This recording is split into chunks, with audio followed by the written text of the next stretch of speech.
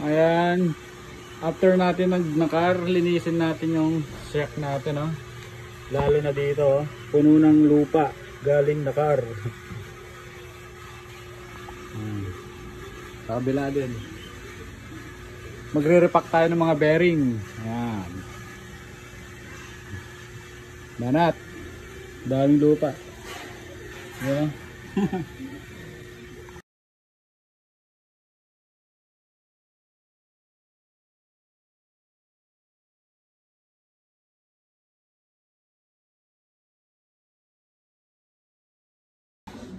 Ito na nga.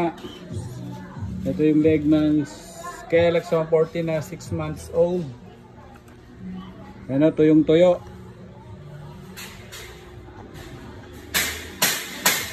Ito yung tuyo na.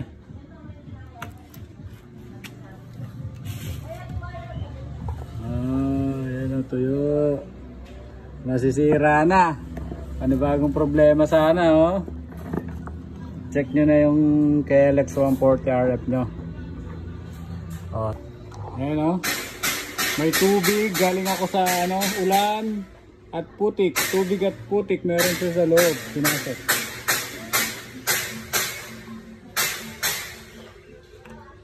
Ayan, oh.